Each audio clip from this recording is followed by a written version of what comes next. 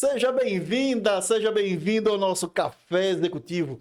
Que bom ter você aqui conosco na segunda temporada do Café Executivo. E hoje nós vamos conversar com Francisco Almeida, que é diretor financeiro do Instituto de Tecnologia e Pesquisa da UNIT.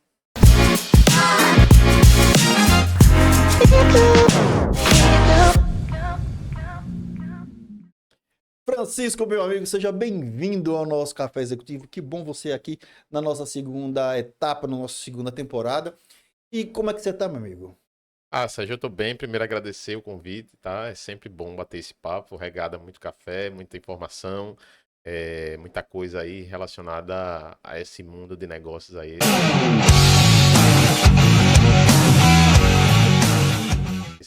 Esse mercado grande aí.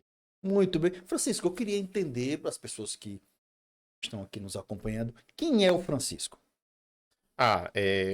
Hoje o Francisco ele se apresenta falando que é o pai da Marina. Sim, é o seu principal cartão de visita. Isso, exatamente. É meu principal cargo, inclusive, né? Pai da Marina, né? O Francisco é um jovem, né? Apesar de uma idade já Avançada, coitado. Isso aqui é avançada, uma bengala, mas meu é amigo. um jovem na vontade de aprender, né? Sou administrador de formação, né? Tenho algumas especializações Você na área tem, de... você tem três ou quatro especializações? São quatro São quatro especializações. Isso, são especializações. quatro Você é especializações. especialista em quê, Fernando? Em logística, né, em Uhum. suprimentos, que foi a minha primeira especialização, que é uma área que eu comecei trabalhando, é uma área que eu sou extremamente apaixonado, né? Sou especialista também na área de qualidade, né, que foi uma outra área também que eu aprendi muito a gostar, né, por força do trabalho e aí acabou virando um hábito. Também em gestão empresarial, chegou um momento da carreira que eu precisava ter um foco muito mais em desenvolvimento de negócios, sair muito dessa parte de nicho e entrar mesmo na parte de gestão de negócio. Então eu fiz uma especialização fora do país, né, para que a gente pudesse aprender práticas de outros povos, de outras culturas, e aí foi uma experiência bem enriquecedora. E veja, Francisco, você está me contando que fez essa trajetória, mas o que te levou a fazer todas essas especializações? Você sentiu essa necessidade? Porque você não quis fazer um mestrado, por exemplo? Ou porque exatamente essas especializações? Pronto. Sim, eu atuei, inclusive, uma parte da minha carreira eu atuei na docência. Hoje eu ainda atuo na docência, mas não tanto como eu já atuei, né? Hoje é muito mais em cursos profissionalizantes, em cursos de gestão, uma participação a outra no curso de pós-graduação. Mas eu já atuei dando aula, sim, na graduação. E pensei, sim, em uma época, fazer mestrado, fazer doutorado. Ou seja, o que me fez desistir, ficar reticente, foi justamente o fato de eu ter começado a me especializar mais na área de negócios e financeira. E quando você começa a fazer conta, você vê que não é um caminho, né? Se você for falar do resultado, não é um caminho tão rentável financeiramente, tá? Mas claro, a Você paixão fala de que você você fala ensinar, não é tão rentável financeiramente, você fala ser professor. exatamente, né? Cara, Você hoje, eu tô muito preocupado. E eu tenho conversado com as pessoas, né, que o professor é uma profissão em extinção. Eu não vejo mais as pessoas se preocupando ou tendo vontade de ser professor. E as pessoas que querem ser professores estão desistindo por causa da remuneração, por causa a profissão de professor no Brasil está super desvalorizada. Eu tenho visto faculdades pagando valores irrisórios. Tenho visto pessoas, por exemplo, eu sou professor no curso de Ciência da Informação, Biblioteconomia, e na sala de aula, muitos professores tentando uma segunda graduação porque não querem ser mais professores de biologia, gente com mestrado, biologia, geografia, letras, história. exato, exato. Então, Sérgio, essa é uma triste realidade, né? Eu acho assim, a função do professor é uma função muito nobre, né? Eu acho que a principal profissão que a gente tem hoje, porque é a base de várias outras profissões, né? Eu me sinto, sim, ainda um professor, né? Mas, de fato, mercadologicamente falando, a profissão de professor, ela acabou sendo muito, vamos dizer assim, vulgarizada, né? É, Principalmente do ensino superior. mas veja, eu estava conversando Meu filho, eu conto essa história para todo mundo. Aí eu chego para ele porque a gente gasta um absurdo de livros, né? Os livros tem um negócio caríssimo, é livro didático. E eu chego para ele e eu brigo com ele, todo final de ano eu brigo com ele. Aí eu falo assim: Poxa, Miguel, os livros estão intactos. Você não mexeu no livro, você não. Aí ele fala assim: Pai, olha as minhas notas. Quando eu olho a nota, como é que você tirou essa nota? Ele falou assim: Como é que você estudou para tirar essa nota? Ele falou: YouTube. Cara, e não é nem o aplicativo nem a plataforma do livro, da editora, é pelo YouTube, porque as pessoas estão ensinando, dando cambalhota, ensina química, fazendo stand-up, Isso. ensina dançando, ensina física dançando, né? Como é que os professores que têm uma geração mais antiga vão competir com isso? A profissão de professor precisa ser reinventada. Exato. Então, assim, é só também fazendo um paralelo, claro que eu não estou fazendo apologia para que as pessoas não sigam carreira de professor. Mas teve um momento na minha carreira que eu tive que optar, né? Eu era uma pessoa de mercado, que passei a ser professor do ensino superior e me vi num momento que precisei escolher. Claro que a minha decisão foi pautada por, além de alguns critérios técnicos, né, por questão de formação, especialização, mestrado, doutorado, e para quem está na área de docência é bastante exigido, também por questão de sustentabilidade. Né? E no momento dessa minha decisão, claro que pesou bastante o fato de como eu já estava em cargos de gestão, eu acabei optando, né, por me manter na área profissional e acabei abandonando a docência. Mas, Francisco, esse não é um privilégio seu, né? Não é uma prática sua, né?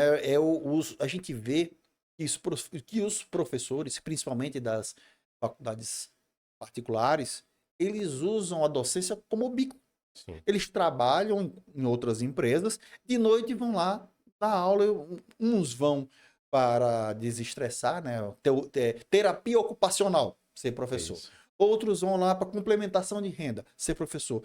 Tanto que é muito comum as pessoas perguntarem assim: além de ser professor, você trabalha em quê?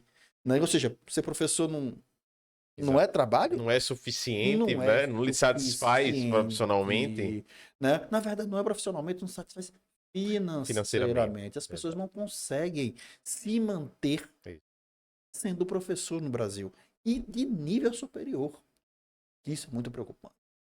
Tá? Então você optou por focar mais no mercado. Você é um cara de mercado. Isso, eu optei, chegou um momento que eu precisei optar, porque eu acabei entrando em ascendência na minha carreira profissional, né? Eu acabei assumindo novas funções e chegou um momento que eu precisei optar. Por quê? Porque a minha rotina, ela acabou sendo uma rotina muito grande, né? Uma rotina que exigia muito da minha presencialidade. Eu acabava tendo que me dividir bastante. Então eu acabei tendo que optar e optei, né, por seguir a carreira mercadológica e aí investi, né? E a partir de então, depois dessa decisão, eu comecei a investir de fato na minha carreira profissional. Não, mas isso é perfeitamente compreensível. Então você hoje.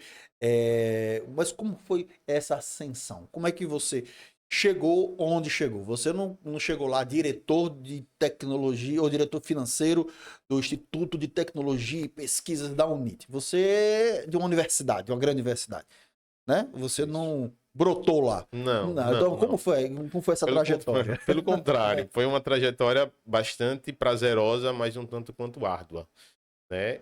A minha primeira experiência, claro, na faculdade, dos 5 anos da minha faculdade, 4 anos eu estagiei, né? E devo muita coisa do que eu sou e Você do que eu estagiou onde? aprendi. Na UNIT? Não, parte eu estagiei no Banese, parte eu estagiei também na FAPESE, que é uma fundação de apoio da Universidade Federal de Sergipe, Uhum.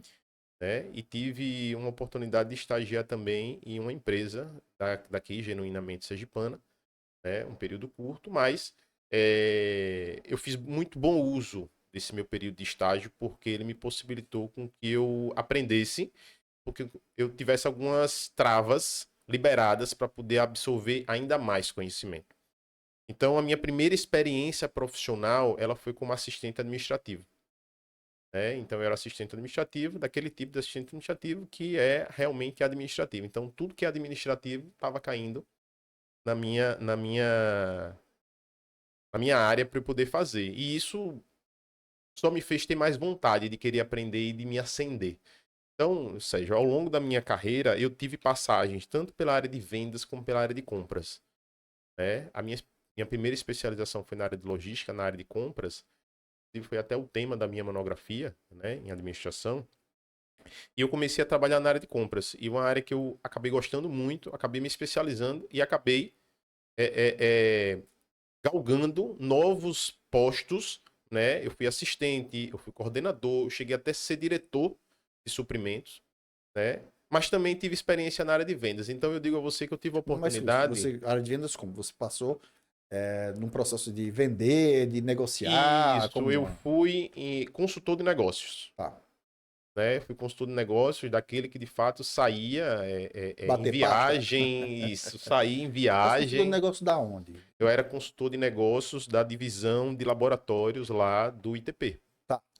Né? Então eu vendia os serviços, né? Os serviços que o ITP à época oferecia, eu vendia esses serviços pela região Sergipe, Bahia e Alagoas. Né? Então eu de fato saía mesmo de carro para oferecer o serviço nas grandes empresas, nas grandes indústrias, né? E tive essa passagem pela área de vendas que me fez abrir muito a cabeça em relação à área de compras, né? Porque é engraçado que são dois extremos, mas são dois extremos que se complementam. Porque, inclusive, tem muito aquele jargão, né? Vende bem quem compra bem. Né? Só que quando você consegue vivenciar isso na prática, você começa a entender o cuidado e a cautela de quem vende, entender como se compra. E também de quem compra, entender como isso vai ser vendido, para que isso crie uma sinergia. Eu acho que isso facilitou bastante o meu entendimento na área e foi o que me possibilitou também ter essa visão mais estratégica de negócio. E aí foi quando eu consegui obter outras posições relacionadas à parte gerencial mesmo. Né? Eu tive essa passagem aí, eu digo que eu vivenciei a operação, né? Eu vim de baixo, fui assistente, consultor, coordenador, eu fui gerente, eu cheguei a diretor. Então eu consegui galgar esses espaços tendo a vivência em cada função dessa e exercendo a função de fato, né? Sendo realmente um coordenador, coordenando a galera lá da operação, entendendo qual eram as principais atividades que precisava e aí isso foi me dando mais fôlego para poder crescer ainda mais. E o que você acha? Que característica você tem? Qual é a, digamos assim, a principal vantagem competitiva que o Francisco teve que fez com que ele fosse alçado a cargos cada vez maiores dentro da organização? O que foi que você fez? Se alguém que está nos assistindo disse assim, poxa, eu quero chegar onde o Francisco chegou, qual o teu principal, qual a sua principal característica? Tá. Eu costumo dizer, Sérgio, que tiveram três palavras que me ajudaram bastante na jornada. Foi ter coragem, ter vontade, ter coragem e ter atitude. Né? Sempre fazer além do que era pedido para ser feito e sempre se antecipar ao que deveria ser feito. Tá? Então, muitas vezes as pessoas se focam em fazer bem a atividade que elas têm para fazer e esquecem que o que você tem que fazer tem que ir além daquilo. Né? Porque você está sendo visto a todo instante. Né? A gente está sendo observado, a gente está sendo testado a todo instante. Toda solicitação, todo problema que você passa, ele é um teste. Cabe a você saber ou não se comportar diante desses testes que você está passando. Eu sempre falo, né? Porque eu vejo as pessoas trabalharem de qualquer jeito, entregarem qualquer resultado e simplesmente não vivem, né? Só sobrevivem. Então as Isso. pessoas vivem o dia como se fosse. Chegam 8 horas da manhã para o trabalho, torcendo para que dê às 18. E eu, eu sempre digo para as pessoas que, olha, a única coisa que eu tenho é meu nome. A coisa mais valiosa que eu tenho é meu nome.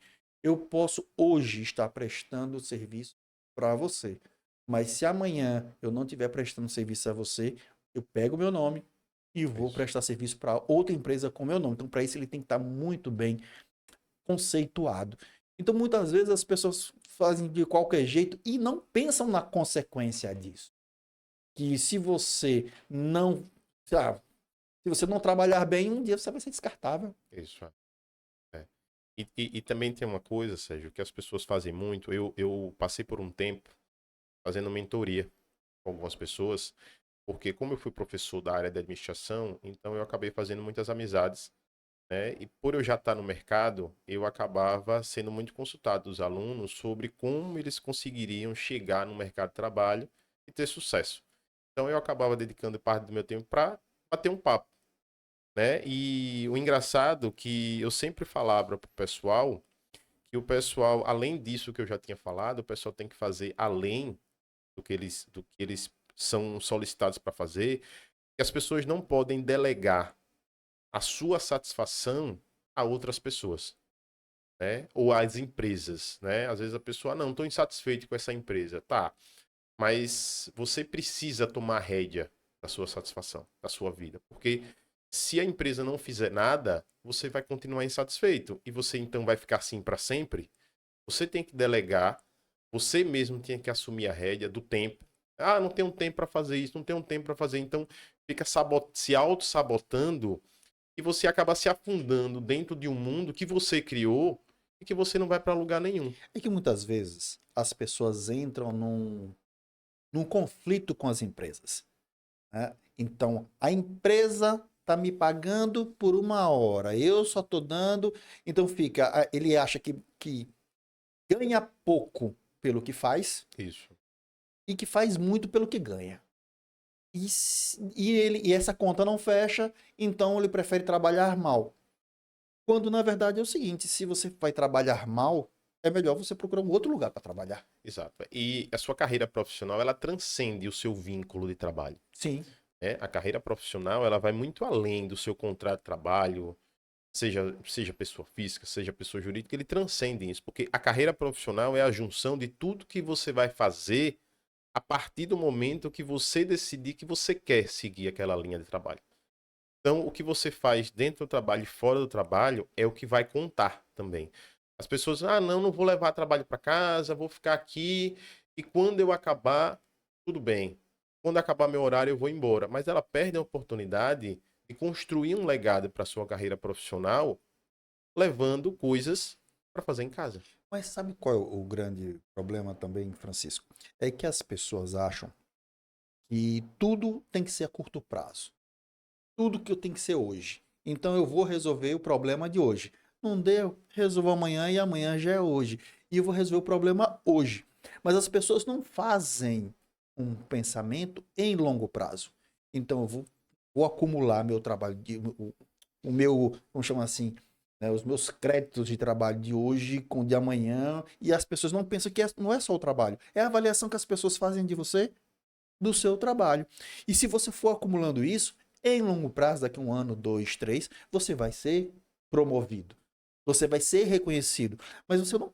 As pessoas muitas vezes querem ser reconhecidas hoje pelo que fizeram hoje e é isso, né? Então, eu acho que o que você tem feito, você falou essas 3 características: coragem, atitude e Vontade, coragem e vontade, atitude. coragem e atitude, para que você possa também pensar que o que você acumula hoje, que você faz bem feito hoje, vai ter um efeito cumulativo amanhã, dentro da sua própria organização, né?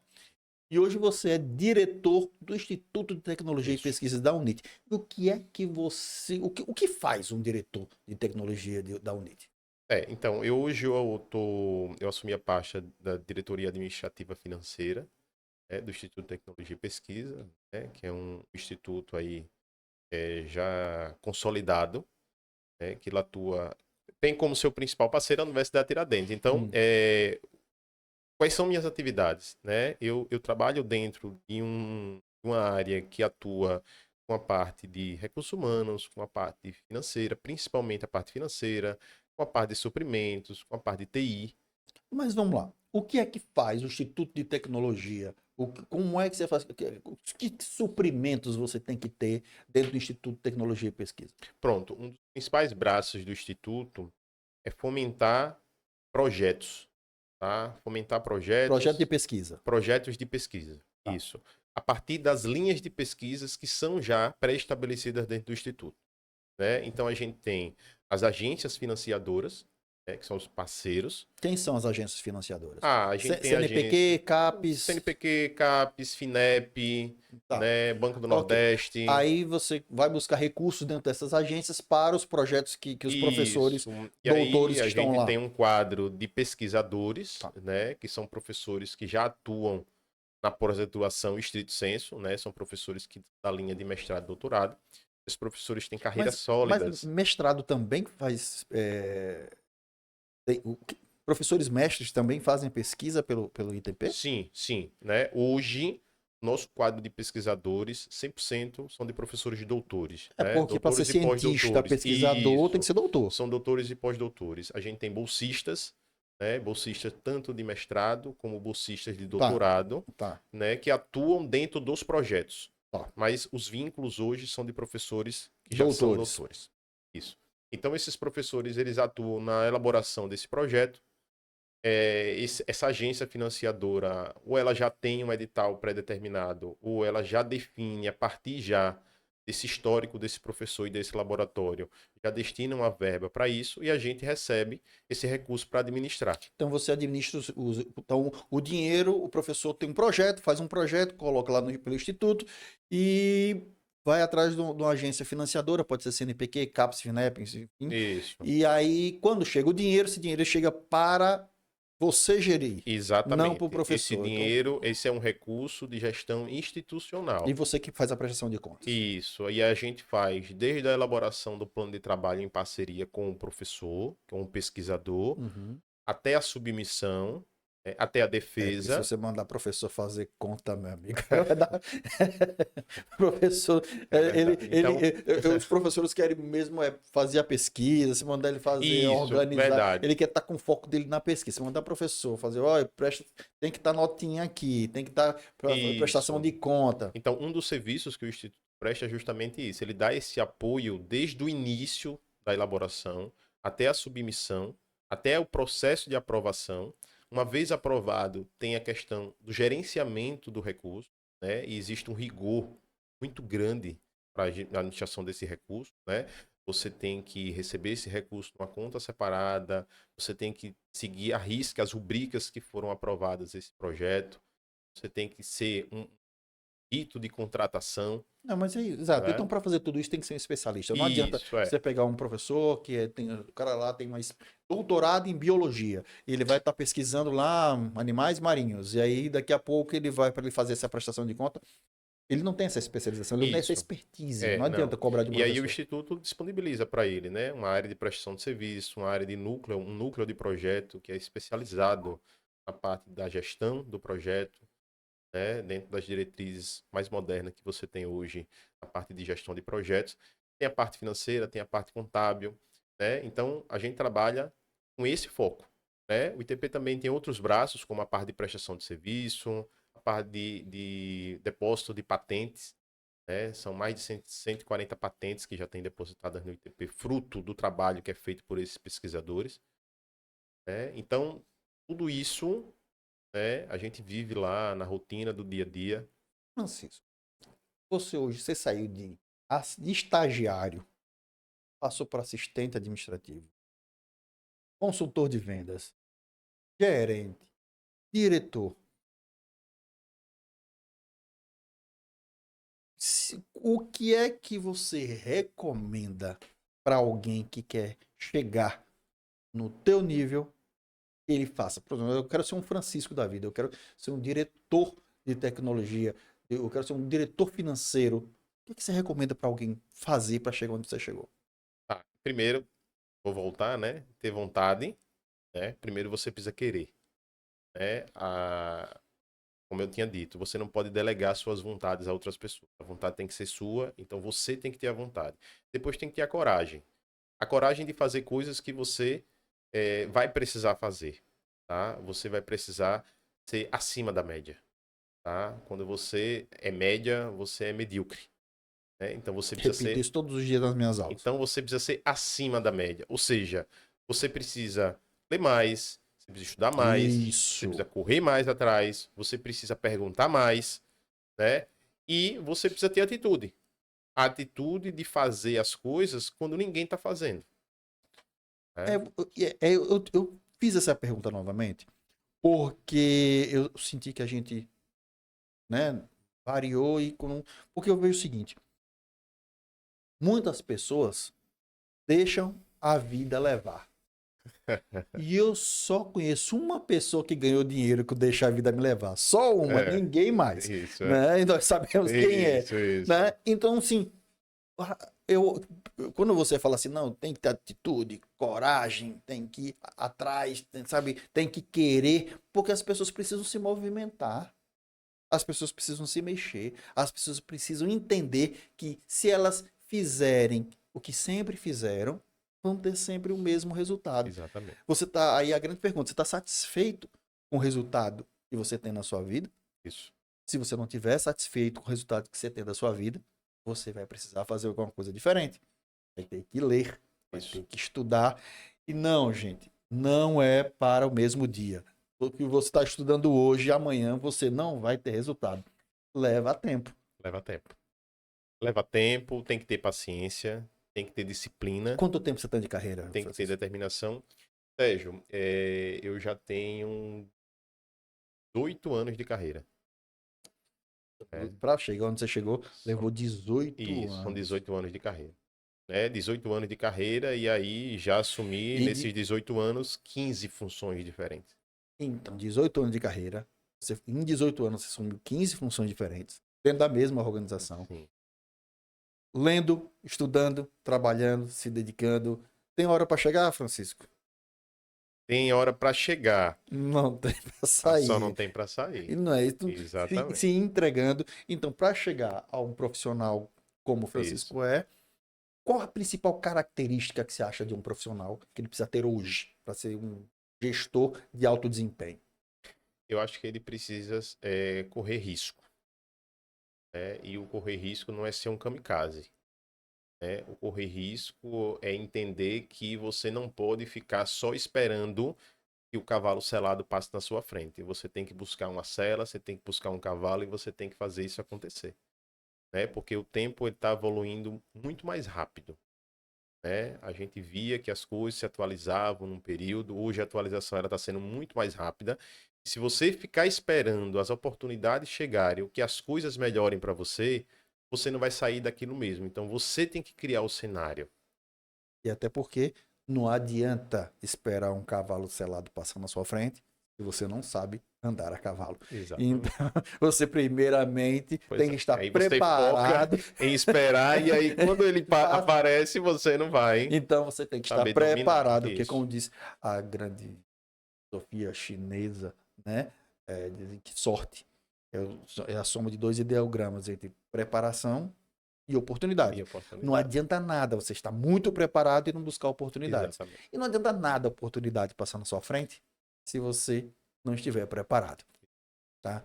Francisco, que bom ter você aqui. Que papo muito legal. Eu que agradeço. Agora o microfone está com você para suas considerações finais. Mais uma vez agradecer o convite, a oportunidade, né? É sempre bom. E assim, a gente que passou por tanta coisa para chegar onde a gente chega, é muito bom a gente conversar. E assim, uma dica que eu dou às pessoas também é o seguinte: não se sintam na obrigação de fazer tudo sozinha. Peça ajuda, né? Peça ajuda, seja humilde para reconhecer que como você ainda não chegou, você precisa de ajuda para chegar. Então, uma mentoria, um amigo que esteja numa posição maior do que a sua, que tenha mais anos de experiência do que você, vale a pena você recorrer a essas pessoas para você conversar, para que você possa colher o melhor dessas pessoas, extrair o melhor dessas pessoas, porque aí eu sei que você vai ter muitos ganhos e o sucesso vai ser garantido mais na frente. Que bom, meu amigo. Muito obrigado. Um papo muito legal. E obrigado também a você que tomou esse café executivo conosco. Uma parceria do Café Illy, da Água Mineral Imperial, também Bebidas Imperial, e da Hunter Executivos, recolocação profissional de executivos. Vejo você no próximo Café Executivo e fique agora com a frase da semana.